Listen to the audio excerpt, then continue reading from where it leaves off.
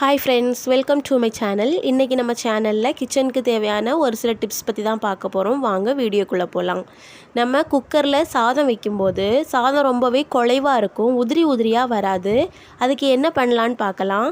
நம்ம சாதம் வைக்கிறதுக்கு ஒரு 15 நிமிஷத்துக்கு முன்னாடி அரிசியை நல்லா கூலிங் வாட்டரில் கொஞ்சம் ஊற வச்சுக்கோங்க. ஒரு 15 நிமிஷம் அப்படி ஊற வச்சுட்டு அப்புறமா நம்ம குக்கரில் சாதம் வைக்கும்போது சாதம் ரொம்பவே உதிரி உதிரியாக வரும், குழையாமல். நீங்களும் ட்ரை பண்ணி பாருங்கள்.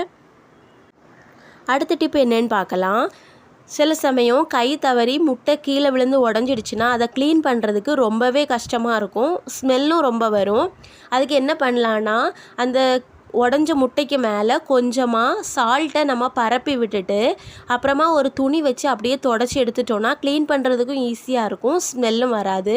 நான் முட்டையை வேஸ்ட் பண்ண விரும்பலை, அதனால தான் உடச்சி காமிக்கலை. நீங்களும் ட்ரை பண்ணி பாருங்கள். அடுத்த டிப் என்னென்னா, நம்ம காலையில் சமையல் பண்ணும்போது அந்த டைமே நமக்கு கிடைக்காது. அந்த அவசரத்தில் புளியை ஊற வச்சு கரைக்கிறதுக்கு நமக்கு டைம் இருக்காது. அதுக்கு என்ன பண்ணலான்னா, நம்ம வீட்டில் ஃப்ரீயாக இருக்கும்போது ஒரு 1 ஹவருக்கு முன்னாடி புளியை கொஞ்சம் தண்ணியில் ஊற போட்டுக்கோங்க. அப்புறமா அதை நல்லா கட்டியாக கலக்கி எடுத்துக்கோங்க. அதுக்கு கூடவே கொஞ்சமாக சால்ட் ஆட் பண்ணி மிக்ஸ் பண்ணி விட்டுக்கோங்க. இதை ஒரு டப்பாவில் ஊற்றி நம்ம 1 வீக் வரைக்குமே ஃப்ரிட்ஜில் வச்சு நம்ம யூஸ் பண்ணிக்கலாம். அதோட ஃப்ளேவர் எதுவுமே மாறாது. நீங்களும் ட்ரை பண்ணி பாருங்கள். ரொம்பவே டைம் சேவிங்காகவும் இருக்கும்.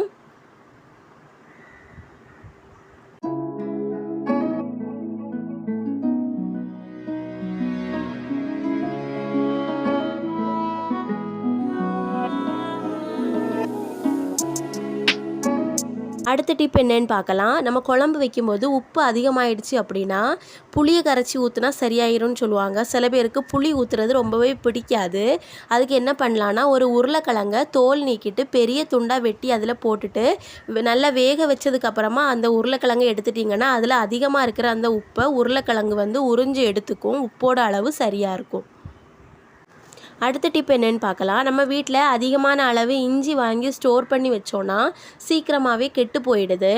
நம்ம ஒரு 1 வீக்குக்கு தேவையான இஞ்சியை எடுத்துகிட்டு எக்ஸஸாக வர இஞ்சியை இந்த மாதிரி நம்ம வீட்டில் செடியெல்லாம் வச்சுருப்போம், அந்த ட்ரேலையோ இல்லாட்டி கொஞ்சமாக மண் ஒரு ட்ரேயில் எடுத்தோ இந்த மாதிரி சின்னதாக தோண்டிட்டு அதுக்குள்ளாடி அந்த இஞ்சியை வச்சு மண் போட்டு மூடி வச்சிட்டிங்கன்னா இஞ்சி ரொம்ப நாளைக்கு ஃப்ரெஷ்ஷாகவே இருக்கும். நமக்கு தேவைப்படும் போது போய் தோண்டி எடுத்துக்கலாம். நீங்களும் ட்ரை பண்ணி பாருங்கள்.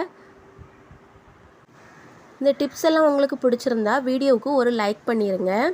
அடுத்த டிப் என்னன்னு பார்க்கலாம். நம்ம வீட்டில் தோசைக்கல்லில் தோசை ஊற்றும்போது சம்டைம்ஸ் வராது. அப்போ சொல்லுவாங்க, வெங்காயத்தை கட் பண்ணி ராவுனா தோசை ஒழுங்காக வரும்னு. சில சமயம் வெங்காயத்தை ராவுனாலுமே தோசை ஒழுங்காக வராது. அதுக்கு ஒரு ஒயிட் கலர் கிளாத்தில் இந்த மாதிரி கொஞ்சமாக புளியை எடுத்துக்கோங்க.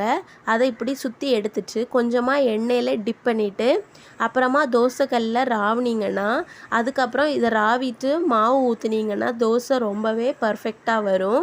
நீங்களும் இதை ட்ரை பண்ணி பாருங்கள். இந்த வீடியோ பிடிச்சிருந்தா லைக் பண்ணுங்கள், மறக்காமல் சேனலை சப்ஸ்கிரைப் பண்ணுங்கள். இன்னொரு வீடியோவில் மீட் பண்ணலாம். பாய்.